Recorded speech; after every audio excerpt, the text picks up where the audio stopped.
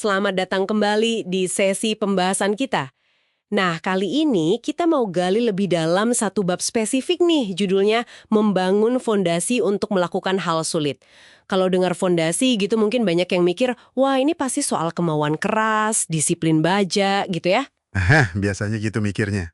Tapi ternyata sumber yang kita bahas ini punya pandangan yang cukup beda, malah mungkin mengejutkan. Katanya ketangguhan sejati itu lahirnya justru dari pemenuhan kebutuhan psikologis dasar kita.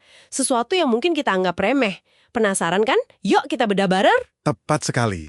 Jadi misi kita hari ini tuh memahami fondasi ketangguhan versi baru ini.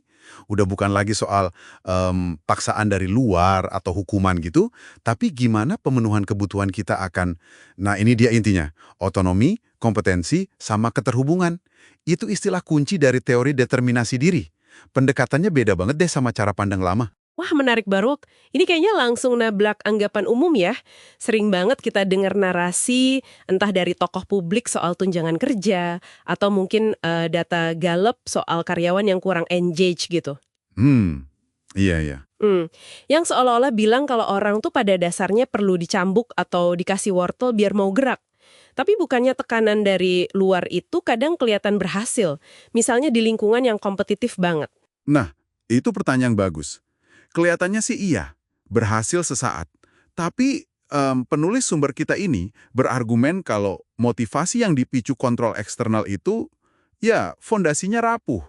Ada studi tuh pada atlet Inggris, Ntomanis namanya, itu nunjukin motivasi kayak gini gampang banget ambruknya pas tantangan lagi berat-beratnya. Oh gitu ya. Bahkan, meta-analisis dari Judge dan kawan-kawan nemuin kalau gaji yang notabene hadiah eksternal paling umum itu ternyata bukan pendorong utama kepuasan kerja loh. Jadi berhasilnya itu ya semua aja, nggak tahan lama pas situasi jadi bener-bener sulit. Oke. Jadi pendekatan dari luar itu rapuh ya intinya. Terus fondasi kuat yang ditawarkan di sini apa dong? Tadi disebut teori determinasi diri dari Deci dan Ryan ya? Betul. Teori ini bilang, kita semua nih punya 3 kebutuhan psikologis bawaan. Nah, kalau ini terpenuhi, bakal tumbuh motivasi dari dalam diri kita sendiri. Namanya motivasi otonom. Pertama, otonomi. Itu rasa kita punya pilihan. Kita megang kendali lah atas hidup kita. Pilihan ya? Kedua, kompetensi. Rasa mampu, merasa bisa ngerjain sesuatu dengan baik dan terus berkembang. Oke. Ketiga, keterhubungan. Merasa nyambung secara hangat dan tulus gitu sama orang lain. Ini agak mirip sama gagasannya Maslow sih.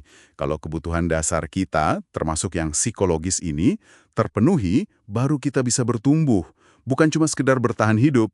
Nah, ketangguhan sejati itu akarnya di sini. Oke. Coba kita lihat satu-satu ya. Otonomi dulu, rasa pegang kendali. Kenapa ini jadi penting banget? Kalau nggak salah, kehilangan kontrol itu bisa bikin orang jadi kayak nggak berdaya gitu kan? Pernah dengar istilah learned helplessness itu? Persis. Kehilangan rasa kontrol itu bisa melumpuhkan banget. Sebaliknya, kalau kita dikasih otonomi, wah, itu bisa sangat memberdayakan. Contohnya nih, di dunia olahraga, ada pelatih Steve Kerr. Dia kadang ngebiarin pemainnya ngambil alih strategi pas time out.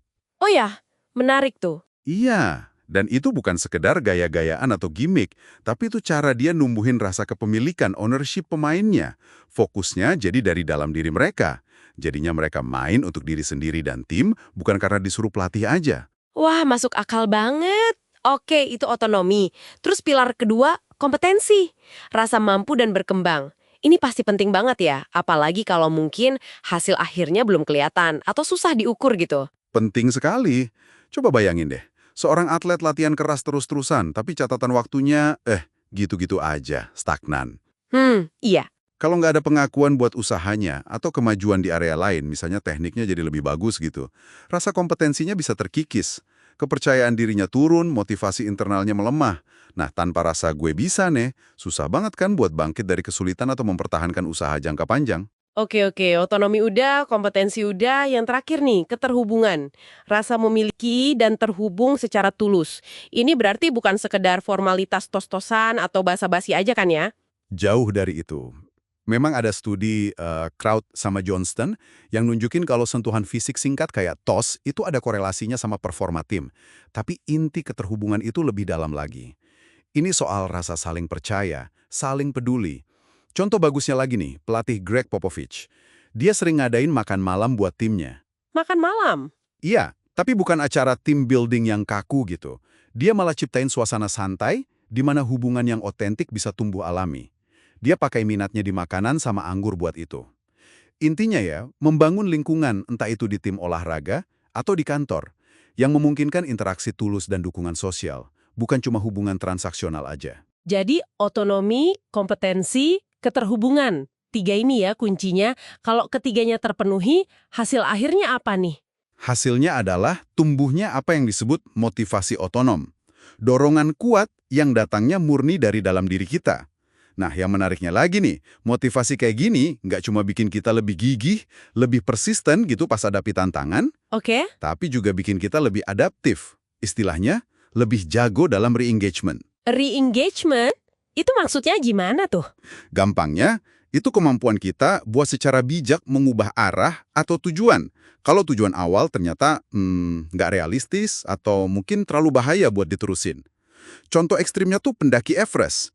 Di sumber ini disebutin, mayoritas kematian, sekitar 73% itu terjadinya pas turun loh. Wah, serius? Pas turun ya?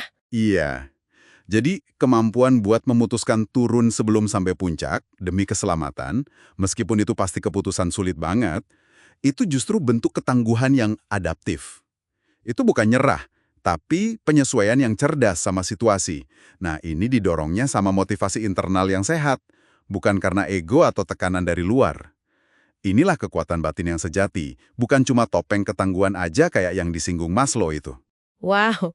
Jadi kalau ditarik kesimpulan nih ya, fondasi untuk melakukan hal-hal sulit itu ternyata bukan soal maksa diri atau lingkungan jadi lebih keras, bukan itu ya? Bukan. Melainkan lebih ke arah secara sadar menciptakan kondisi, entah buat diri sendiri atau orang lain, yang bisa memelihara kebutuhan dasar kita akan pilihan, yaitu otonomi, kemampuan atau kompetensi, dan hubungan yang tulus atau keterhubungan.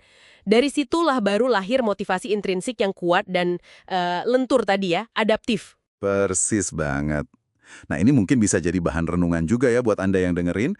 Gimana kalau ketangguhan sejati yang selama ini Anda kejar, itu mulainya bukan dengan mengeraskan diri lewat disiplin baja atau paksaan, tapi justru dengan secara aktif bertanya dan memastikan kalau kebutuhan psikologis Anda yang paling dasar, kebutuhan akan pilihan, rasa mampu, dan koneksi otentik, itu benar-benar terpenuhi dalam perjalanan Anda menghadapi berbagai tantangan.